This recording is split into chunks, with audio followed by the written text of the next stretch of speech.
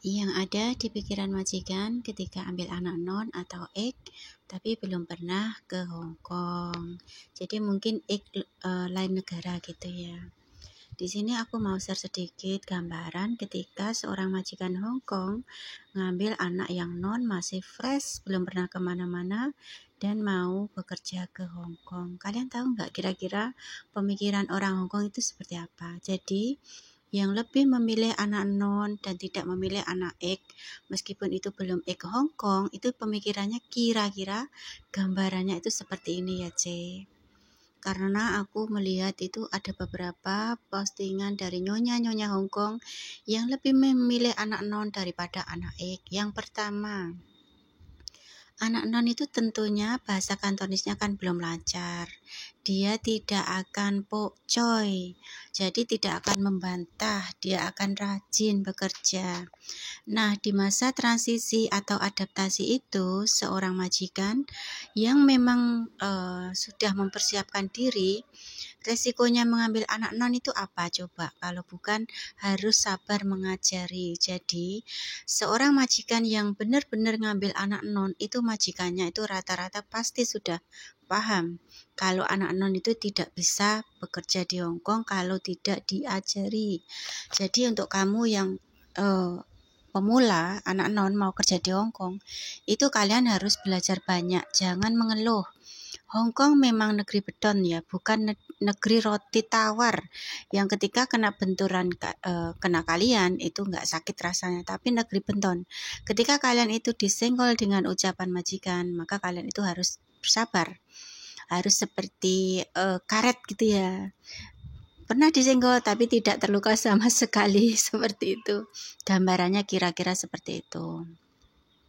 Terus majikan Hong Kong itu selain lebih memilih karena anak yang non itu tidak akan mudah membantah pokcoy, adu mulut kayak gitu. Terus anak yang dari Indo yang non itu biasanya lebih penurut. Pemikiran orang Hong Kong itu seperti itu. Semisalnya hari ini tidak disuruh libur, diganti uang juga mau. Misalnya lembur sedikit, agak malam tidurnya juga mau. Pekerjaannya dicabangkan kemana, terkadang 1 minggu sekali disuruh membersihkan apa di rumah adiknya itu juga maksudnya nggak menolak gitu. Jadi untuk kamu yang masih non, masa-masa seperti ini adalah masa-masa ujian untuk kamu. Kalau kamu hanya bertahan 1 bulan, 2 bulan, 3 bulan, terus bagaimana kamu untuk menghadapi kelanjutannya, macam aneka orang Hong Kong yang lain sebagainya watak dan sifat-sifatnya. Jadi pertama kamu datang dari Indo langsung ke Hong Kong, itu adalah pemikiran orang Hong Kong seperti ini. Kamu itu penurut, kamu tidak mungkin akan membantah, dan kamu itu disuruh kerja keras sedikit aja mau so way. Jadi seperti itu. Terus ada satu lagi, banyak majikan itu mengira ketika kamu itu bekerja pertama kali ke Hong Kong, kamu itu tidak terlalu kepo dengan dunia Hong Kong. Misalnya suka libur ke sana ke sini karena kamu itu memang fokusnya itu mencari uang kayak gitu. Ini di sisi pemikiran orang Hong Kong ya. Nanti aku ada pembahasan di sisi pemikiran orang Indo kayak gitu. TKW yang masih non yang baru datang ke Hong Kong. Terus pemikiran yang lain lagi tentang TKW Hong Kong, TKW Hong Kong yang masih non di pihak majikan, itu yang lainnya lagi adalah bisa diajak sakit-sakit dahulu. Maksudnya tahu nggak? Soal konsumsi. Kebiasaan majikan Hong Kong itu rata-rata kalian tahulah. Di sana itu rata-rata kalau masalah konsumsi itu ngirit banget. Karena apa? Ya memang dari asalnya saja mereka makan saja pakai sumpit. Jadi makanya itu sedikit demi sedikit itu dikonsumsi dengan sangat hati-hati dan penuh perasaan gitu. Terus kalian di masa pertama itu harus adaptasinya itu kalau kalian datang pertama ke Hong Kong itu tidak menuntut banyak ke majikan, penurut. Dikasih makan ini kamu mau, dikasih makan ini kamu mau. Pada dasarnya mereka itu menganggap kamu itu anak non sebaik-baik anaknya, sebaik-baik anak TKW yang bakal dia ambil kayak gitu. Terus sebagian lainnya lagi adalah pemikiran orang Hong Kong ketika mengambil anak non adalah yang ini yang paling poin penting ya.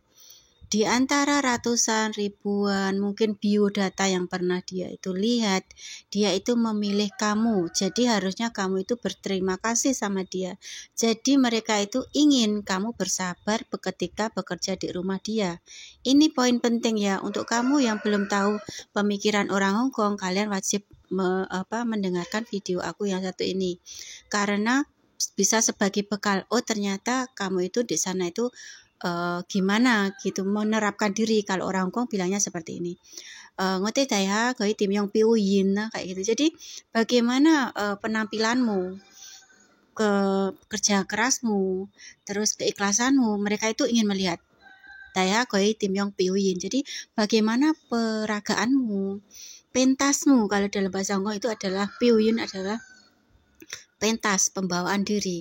Jadi aku mau pesan ya untuk kamu yang anak non, proses awal kamu datang ke Hong Kong jangan patah semangat.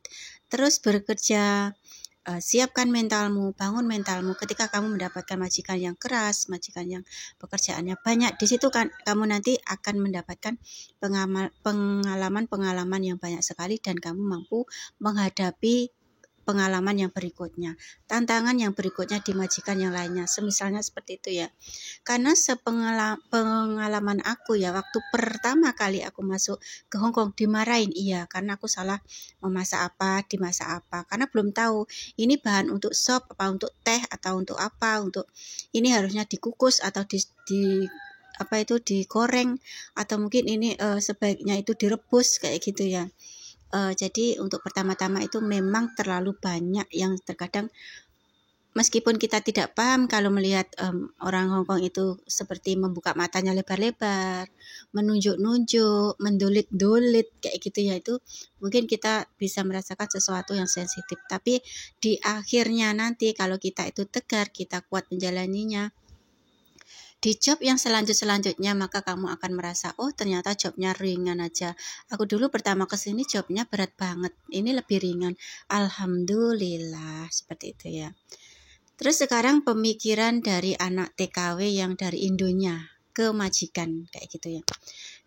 Ketika seorang TKW non datang ke Hong Kong, menurut dia, ini aku kok nggak terbiasa tidur malam ya, ini makannya sedikit sekali, terus ini nasinya kok sedikit banget, ini kerjaannya kok dari pagi sampai malam aku kerja terus ya, mau masak, mau mengantar sekolah anak, habis itu pulang membersihkan rumah, terus mencuci, mengepel, sebelum dipel itu disedot debunya, terus dilap, habis itu membersihkan kamar mandi, mengganti spray, terus mengelap meja yang kotor.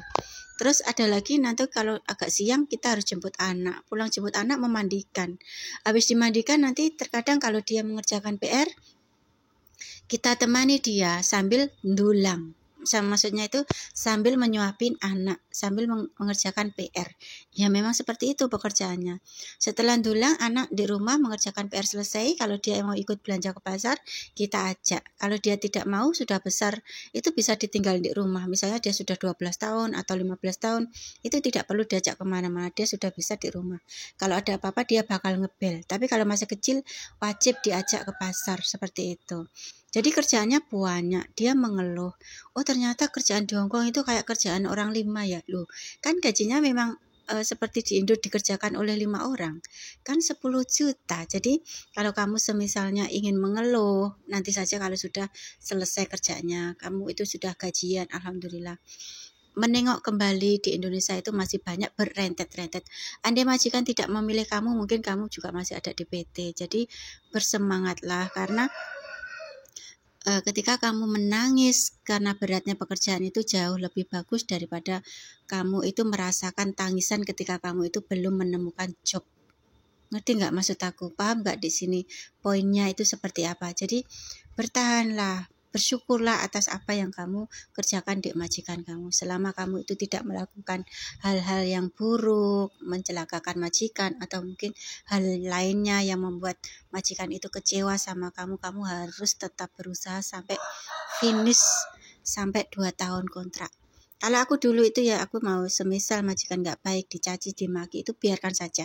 Kalau dia memang tidak suka ya sudah. Sebenarnya bukan aku tidak mau melakukan hal-hal mengundurkan diri atau apa, tapi aku itu jauh lebih ke orangnya itu.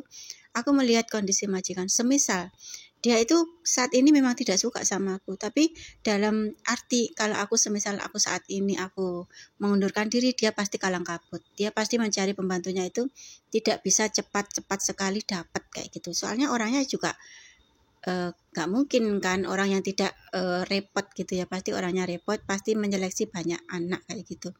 Jadi aku luaskan hati aku aja, biarkan saja kalau memang dia memang punya uang mau mengeluarkan aku, tidak apa-apa. Lagian aku juga tidak, maksudnya bukan tanpa kemampuan untuk mencari majikan lain, cuman aku lebih memberi waktu dia kelonggaran, waktu seluas-luasnya. Kamu mau mengambil aku lama atau sebentar itu terserah, keputusan ada padamu kayak gitu.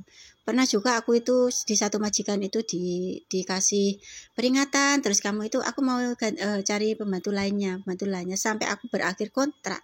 Dia itu malah pengen nambah aku kontrak. Aku sudah terlanjur mencari majikan lain karena aku pikir juga dia tidak bakal itu mengambil aku lagi, karena selalu bilang kalau aku itu tidak akan lama kerja di situ. Terus akhirnya aku dapat kerja baru, gajinya agak lumayan, ya sudah aku pindah. Terus dia itu waktu selesai itu dia juga menawarin aku bakal nambah gaji kamu, tapi aku sudah ada kontrak dengan yang lain, jadi terpaksa aku pindah majikan. Jadi masa-masa sulit kalian itu adalah yang akan membekas gitu. Ketika kamu bersabar dengan majikan, maka dia akan mengingat gitu ya.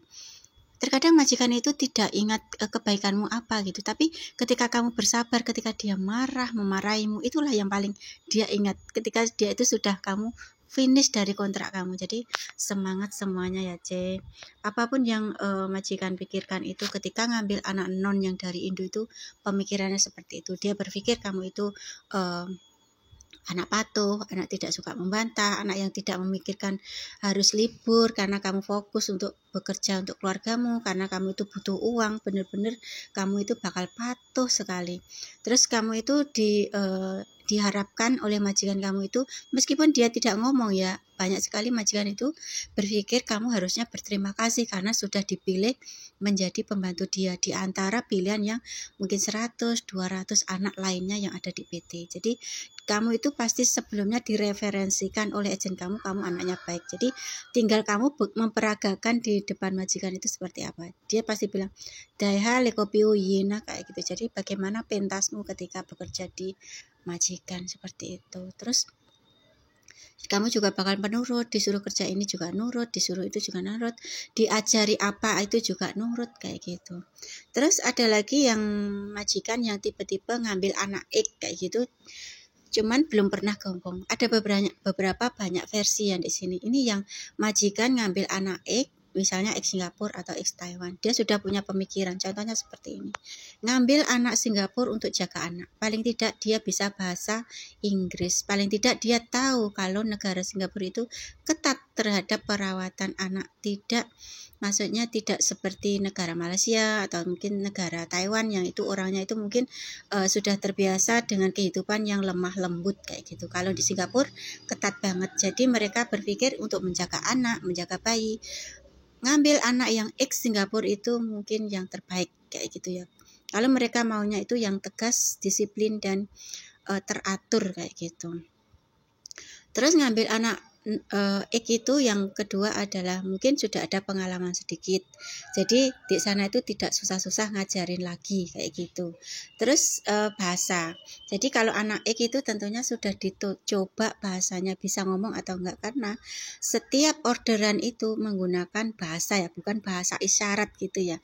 Jadi benar-benar ngomong, didengarkan oleh pembantunya. Jadi kalau sudah bisa bahasa, kalau semisal ada ketidakcocokan dulu cara kerja di Singapura sama di Hong Kong bisa diperbaiki seperti itu. Terus yang kedua lagi juga meringankan majikan kayak gitu, karena sudah ada pengalaman. Misalnya disuruh masak apa, dia bisa disuruh masak ini, dia bisa disuruh melakukan kebersihan apa, itu juga dia bisa. Intinya sudah ada pengalaman kerja kayak gitu. Terus sudah ada pengalaman kerja tapi gajinya juga tetap gaji standar. Nah, ini keuntungan lainnya ketika mengambil anak X tapi belum pernah ke Hong Kong, seperti itu ya. Jadi ini sedikit gambaran tentang yang ada di pikiran majikan ketika ambil anak non atau X tapi belum pernah ke Hong Kong. Semoga bermanfaat ya.